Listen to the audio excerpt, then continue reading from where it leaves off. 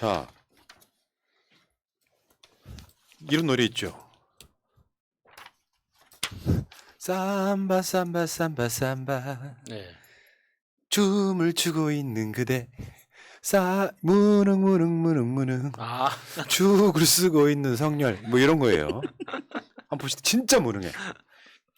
기재부가 이번에 이상한 보도자료 냈다고. 난 저놈들 보면 되게 웃긴 게 그 우리가 정권 교체를 위한 싱크탱크에서 다루는 주제들이에요. 그 주제 중에 뭐가 있냐면 기재부가 재정준칙이라는 걸 만들어서 국민 총생산의 3% 이상은 국채를 그러니까 빚을 내지 말자라고 하는 재정준칙을 만들려고 하고 있었던 것이 반발이 심해. 왜냐하면은 코로나 같은 때 GDP의 3% 이상 빚을 못 낸다고 하면 그 법으로 정해버리면 안 되잖아요. 그래서 윤석열 정권 기재부에서 이거를 만드는 명분을 쌓기 위해서 영국 사람, 영국의 관료를 끌어다 썼다 이런 이야기인데 영국 관료는 그런 말 한 적 없다인 거예요. 와. 그러니까 이것도 그 기재부의 대응 자체가 진짜 너무 뻔뻔하더라고요. 그러니까 기재부 차관이 영국에 방문을 해서 그쪽 그 관련된 그 비슷한 일을 하는 관료하고 이렇게 의논을 하다가 그러니까 그 영국 관료 이야기로는 영국에도 재정 준칙과 비슷한 원칙을 적용하는 제도가 있기는 한데 여기까지인 거예요. 그러니까 한국이 재정 준칙을 뭐 하든가 말든가 나하고 상관은 없고 영국에도 그런 비슷한 제도는 있다. 그러니까 그 차관이 아싸 우리나라 와가지고 영국이 우리나라 지지했다. 우리 그 기재부의 재정 준칙 재정에 대해서 지지했다. 이런 식으로 보도자료를 내버린 거예요. 그러니까 영국에서 다시 확인하니까 우리는 그런 말 한 적 없다 이야기를 하는 그러니까 거죠. 그걸 지금 기재부에서 낸 공문에 그대로 나와 있습니다. 그러니까 기재부의 그 자료에 나온 거예요 지금. 휴스 의장은 준칙 준수를 위해서는 반드시 법제화를 해야 된다. 이렇게 이야기를 한 것처럼 만들어 놓은 거예요. 근데 이제 MBC에서 다시 제대로 확인을 하려고 이 사람한테 메일도 보내고 해서 확답을 받았습니다. 그런 말 한 적 있냐? 네. 그랬더니 이 사람 하는 말이 넙. 그러니까 기재부 변명이 더 웃기잖아요. 그 대화는 그 통역도 없었기 때문에 녹취된 것도 아니고 통역이 아니라 개인적인 대화 중에 했던 이야기다. 저는 이게 지금 기재부의 수준을 정말 의심스러운데 이 사람이 명확하게 이야기했습니다. 저는 한국의 재정 체계에 대해 언급한 적이 없습니다라고 이야기를 했는데 기재부가 공무원 시험 친 사람들 중에서도 똑똑한 애들 간다는 기재부 아닙니까? 그래서 항상 부심도 쩔잖아요. 근데 통역을 거치지 않았다고 이렇게 엄청난 실수를 할 수가 있는 거냐고요. 통역을 거치지 않고 만약 이 최상대 2차관도 영어 어느 정도 하니까 간 거 아니겠습니까? 분명히 기재부 차관까지 할 거였으면 국가 돈으로 영미권에 대학 유학도 갔다 왔을 거라고 웬만하면. 그러니까 우리나라 그 기재부 이 개자식들이 진짜 화가 나는 게 그런 거예요. 기재부가 코로나 시국에서도 OECD 국가 중에 돈을 제일 적게 쓴 나라가 한국이잖아요. 예. 그것도 아까워서 지금 재정을 방만하게 운영했다고 재정 준칙 정하려고 하던 회의에 윤석열이 가요. 취임하고 얼마 안 돼서. 그래서 문재인 정부가 재정을 방만하게 썼다고 이야기를 하는 놈들이야. 말세가 거짓말인 거잖아요.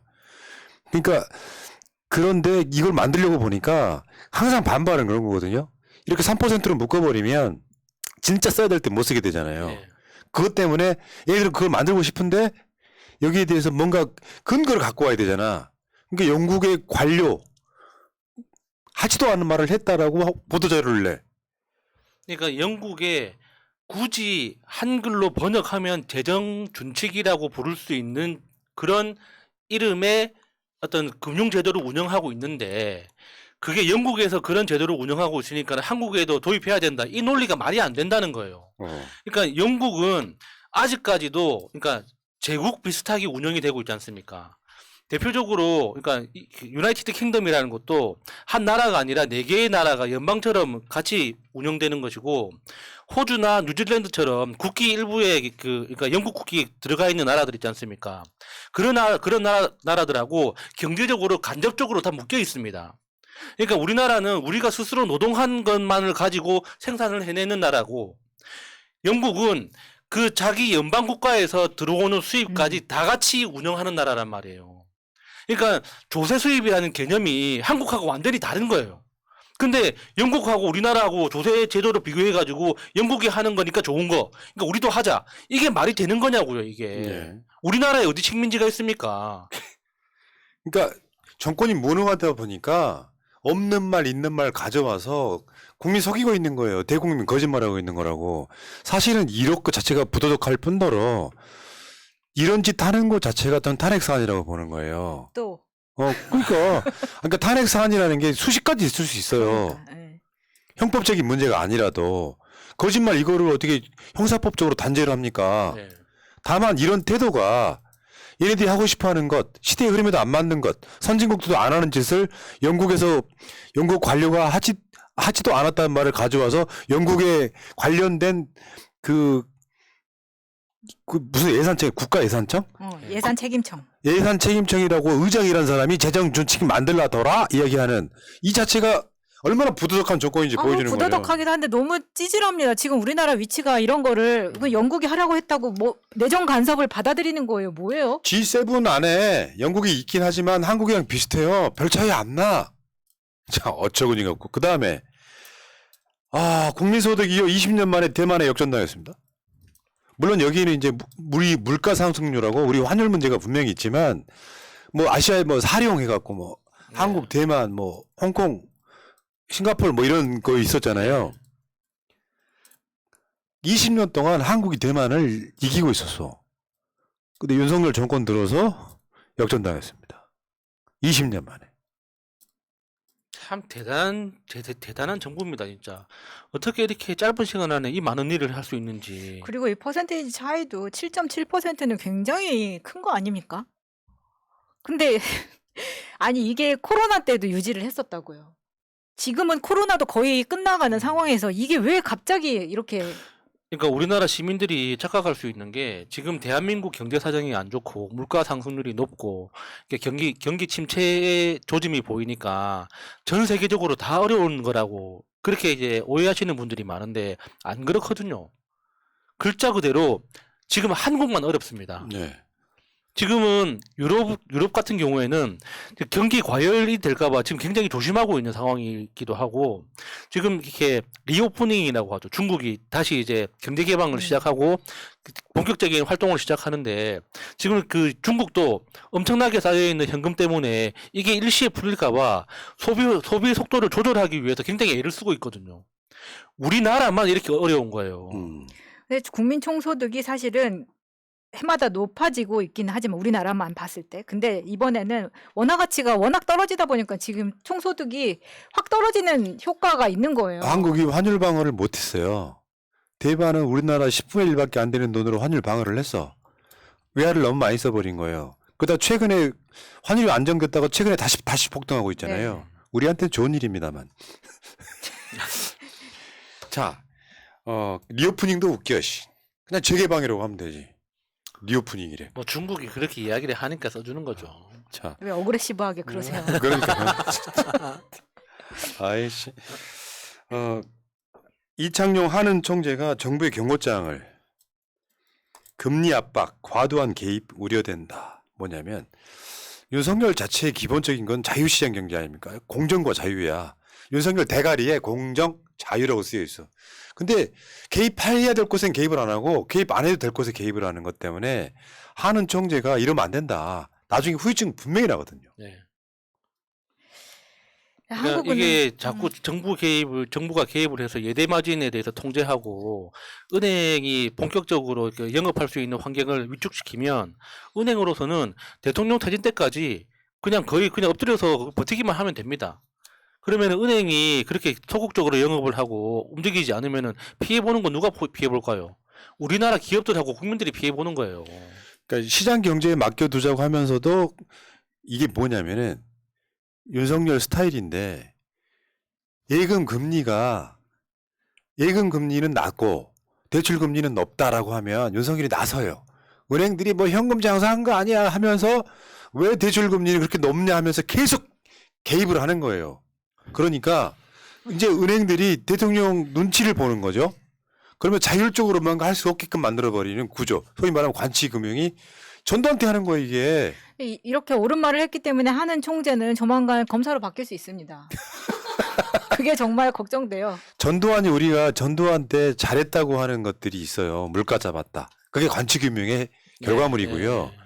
과외 없앴다. 그 5.18 등의 흉흉한 쿠데타 민심 때문에 국민들 중에 다수가 생각했던 거를 차라리 예를 들면 과외하지 마라고 하면 나는 윤석열의 진정성 이름 믿을 것 같아요. 사교육하지 마. 또 그럴 놈은 아니잖아요. 네, 그렇죠. 윤석열은 자식이 없어서 사교육 때문에 부모들이 얼마나 힘든지에 대해서 전혀 이해를 전혀 못할 모를 거 아닙니까? 거예요. 네. 그리고 주위에 있는 사람들도 사교육 때문에 힘들어할 만한 사람이 없는 거잖아요. 그러니까 전혀 공감을 못 하고 있는 거죠. 자, 그리고 지금 UAE에 적은 이란이다 했던 그 이란에서 대박이 났다만 매장량 세계 2위의 리튬 광산이 발견됐어. 이게 리튬이 하얀 석유라고 불린다면서요? 그렇죠. 네. 이게 지금 매장량 세계 2위가 됐는데 이래서 친구들이랑 싸우지 말라는 거야. 그러니까 이게 칠레에서 발견된 그 저기 리튬 광산은 저기 포스코에서 미리 투자를 많이 해가지고 뭐 우리나라가 많은 이익을 가져갈 수 있다 이런 이야기도 있는데 저 이란의 그 리튬 광산은 아직까지 확실하게 밝혀진 건 아닙니다. 그러니까 지금까지 이제 지질 조사를 해보니까 그러니까 리튬 매장량이 상당한 것 같다.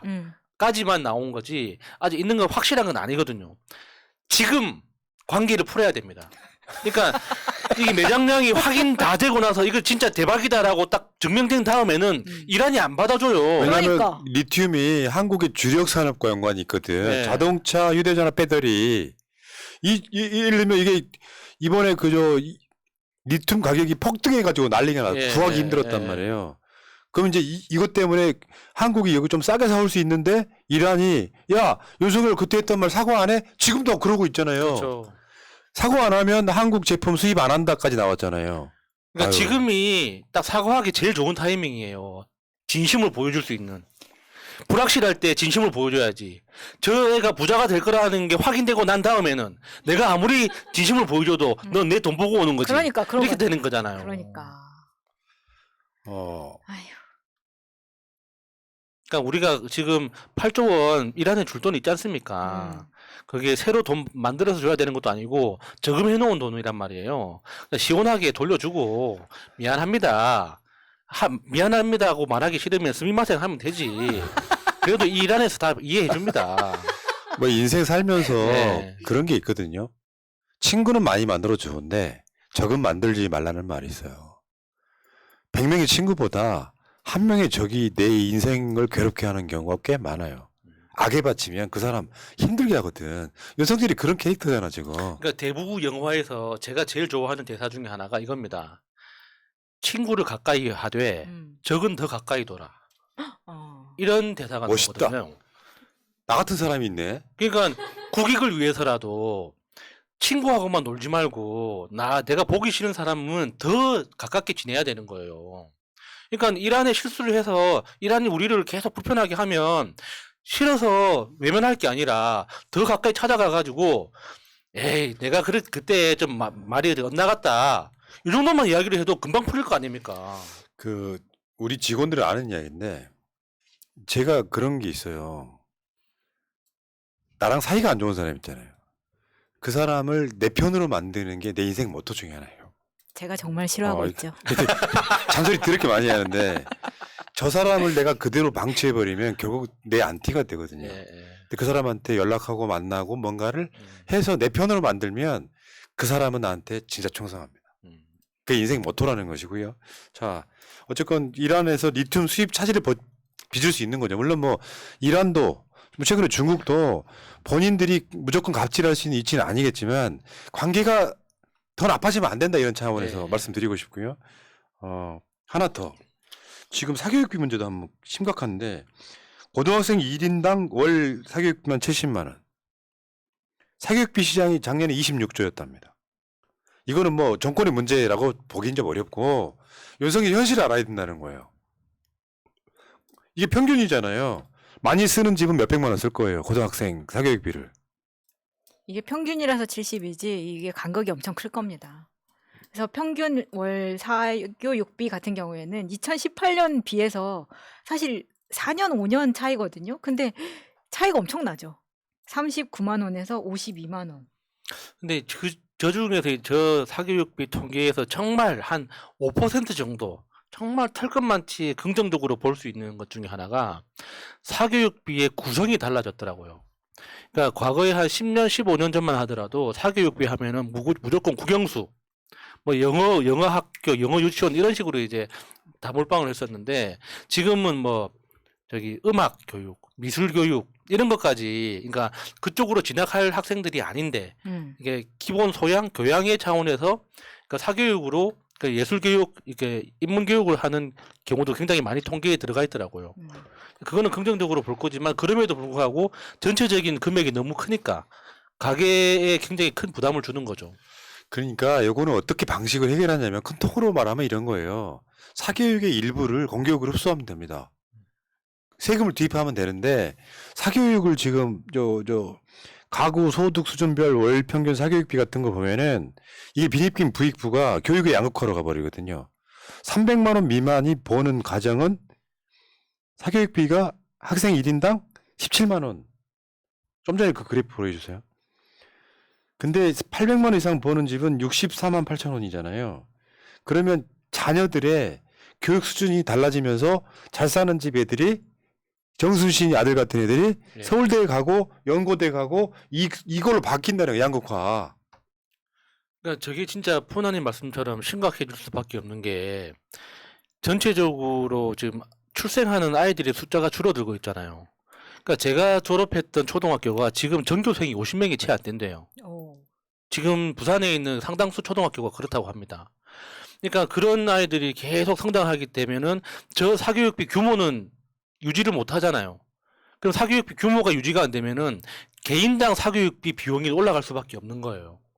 왜냐면은 아이들을 교육시키고 좋은 직업으로 진입할 수 있도록 도와주고 하자 하는 부모들의 욕망은 그대로 있는데 사교육비 시장 전체 규모가 줄어들었다고 해서 그러면은 그 사교육 시장이 교육비를 그럼 적게 받을 건가? 그건 아니잖아요.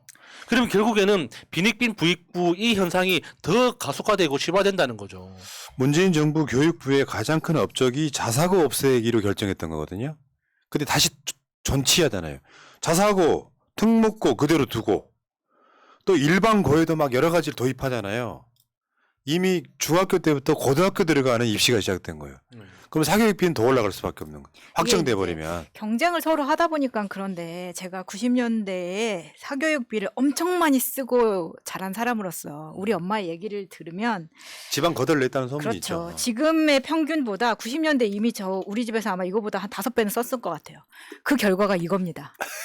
아 왜요? 왜? 새날이라고 하는 쓰지 마. 그 좋은 회사에 너무 다니면서. 아깝고 지금 한 달 사교육비가 나중에 자식들이 다달이 그 돈 용돈으로 안 줍니다. 그만큼 회수가 안 돼. 그렇기 때문에 잘 생각하셔 보시길 바랍니다. 아니, 문제는 개인은 그럴 수 있어요. 뭐 자기 자식한테 쏟아붓는 네. 거 뭐. 문제는 정부는 그걸 방치하면 안 되고 윤석열 캐릭터가 그거잖아요. 공부 잘하는 놈이 뭐 좋은 대학 뭐 네. 돈 많은 사람이 사교육 반다는데 뭐가 문제가 아니라 이럴 때 정권이 개입을 해야 되는 거예요. 사교육 시장에 계시는 분들도 오면은 대한민국 국민이니까 이분들 상당수를 공교육으로 끌어들이면 돼. 내가 방법 중에 이거 있잖아요. 방과 후에 학원 가게 만들지 말고 그 선생님들을 방과 후에 학교에서 가르치게 만들어 주면 예. 되잖아요. 대신에 그건 세금 투입하면 저소득층의 사교육비는 훨씬 더 줄어들 거 아니에요. 이런 방식을 찾아봐야 된다는 거지. 거기다가 그러니까 우리 이 정부 윤석열 정부에서는 절대로 불가능하다고 생각하지만 그러니까 대한민국의 교육이라는 시스템, 교육 제도가 어느 방향으로 가야 하는가에 대해서 근본적으로 한번 고민을 해봐야 돼요. 그러니까 우리나라 교육 시스템은 누가 1등인가를 가려내는 시스템이잖아요. 네. 그래서 줄을 세우는 건데 대부분의 선진국들은 꼴찌를 같이 데리고 가려고 하는 게 기본 교육의 철학이란 말이에요. 그러니까 누구도 교육 시스템 안에 들어온 사람이면 한 사람도 놓치지 않고 졸업할 수 있도록 끝까지 책임지고 같이 가려고 하는 게 교육 시스템이어야 되는데 우리나라는 1등만 나왔으면 나머지는 상관없다. 얘가 서울대 갔으면은 나머지는 뭐가 가든 무슨 상관이야. 이런 시스템이거든요. 그러니까 지금 모두가 공포심에 기반해서 사교육에 들어가고 있는 거예요. 내가 그 탈락할까봐, 내가 배제될까봐 그게 두려워가지고 사교육에 매달리는 거거든요. 그리고 이런 기사가 뜨고 사교육비에 대해서 이런 공포심이 생기면 애를 더 안 낳는 거예요. 그러니까 그게 악순환 되는 거죠. 이거를 정부가 만들어내야 되는데 이번에 뭐라 그랬지? 그 저출산 문제 뭐를 다 해서 뭐 방안을 만들려고? 뭐 획기적인 아, 방안을 아니, 만들고 지랄을 하세요 진짜. 네. 이게 저게 지금 평균이라서 그런 건데 뭐 몇백만 원, 뭐 3,400만 원 버는 분들 중에 사교육비 200만 원 들어가 버리면요. 생활 자체가 안 됩니다. 거기 올인하는 거를 막아주려고 정부가 존재하는 네, 건데 네. 윤석열은 아까 댓글장에 윤석열 대가 안 이어져서 좋다 한데 여러분 윤석열이 어디 숨겨진 자식이 있지는 않을까 저는 그런 생각 해본 적 있거든요. 김건희하고 나온 자식은 없을 뿐이지. 나중에 그런 얘기 나올 수 있습니다. 월간 동화에 윤석열 혼외자 논란. 뭐 농담이었고요. 자, 여기까지 하시고. 아니 왜요? 아니 뭐 왕이 후계가 없으면 후궁을 들여서라도 먼저 아기 씨를 생산하면 되는 거 아니에요? 이보세요. 왜 이렇게 산으로 가? 왕이야 윤석열이 왕이구나. 왕이에요. 그러니까. 한글을 쓰자고 하지 않습니까? 알겠습니다. 자 이기현님, 신경호님 감사하고요. 이기현님은 축하드려야지. 마차님 오늘 말씀 너무 잘하십니다. 저는 양양자 년 지역구입니다. 그냥 그대로 읽어버렸네. 씨. 우리 엄마가 양양자 지역구예요. 참 개인적으로 아는 사람들인데 네. 뭐 몇 번은 본 적 있는 사람들인데 참 안타깝네요. 뭐 너무 멀리 가신 분들. 아까 어떤 분이 난 그게 제일 열받더라고. 새날이 부산에 박모 의원 출연시켰다고 나보고 반성하라는 거예요. 난 저런 분들 보고 반성 절대 안 해요. 잘못한 게 있어야 반성을 아니 하지. 사람이 예를 들면 그때 출연시켰던 거는 뭐냐면 부산에서 선거운동 잘하시라고 방송 하나 만들어 드렸어. 네. 내가 출연하는 것도 아니야. 그걸 내가 왜 반성해야 됩니까? 아니 그리고 민주 진영에서 큰 채널 중에 하나인데 이 사람 저 사람 다 나올 수 있는 거예요. 근데 그 사람을 어떻게 지금 그렇게 비판하시는 분은 그 당시에 박재원은 2년 후에 배신한다 그러면 나오지 말게 해라라고 말씀하신 분도 아니잖아요. 이제 와서 아니 그렇게 그러니까 그런 말씀하시면 사람들이 난 제일 싫어. 왜냐면 아니 근데 그런 식으로 많이 까고 있어요 요새. 아니 생각이 아메바 같아서 그런 거야. 그렇게 따지면요. 공격하라는 소리가 아니라 그런 거 올리면 김어준이 가장 문제죠. 그렇죠. 거기에 다 나오는. 뉴스공장에 그러니까 김어준을 까라는 얘기가 아니라 상대방의 선의를 믿고 뭔가 이렇게 이야기 네. 들어보려고 그런 사람들 그것도 뭐 지역 감정 뭐 지방선거 이기자는 차원에서 출연을 시키면 그걸 갖고 와서 뭘 그렇게 갈구고들 지랄이세요 진짜. 아니 근데 그거를 우리가 이 사람에 대해서 100% 다 알고 2년 후에 어떤 결정을 할 거라는 걸 모르기 때문에 민주 진영에서 큰 이렇게 다 담을 수 있는 채널로서 역할을 하는 건데 그렇게 치면은 본인들은 결혼하신 배우자 100%다 만족하십니까? 에이 또 거기까지는 가지 맙시다. 난 시원한데. 네. 왜냐면요 이게 사람들이 뭘 몰라서 그러는데 문재인 대통령이 윤석열을 믿고 임명했잖아요. 배신할 거란 건 몰랐을 뿐더러 그럴 때는 윤석열을 욕해야지 어떻게 문재인을 욕해요. 이재명 대표가 유동규를 성남도시개발본부 본부장에 임명했잖아요. 이재명 대표 욕하는 거랑 똑같은 원리예요. 믿고 임명한 사람을 욕하면 안 되는 거지. 나 그런 사람들 보면 아까 내가 대놓고 쌍욕하지 말라는 이유 중에 하나를 내가 지금 생각이 나서 말씀드리는데 이재명 대표가 페이스북에 그런 말을 쓴 적이 있어요.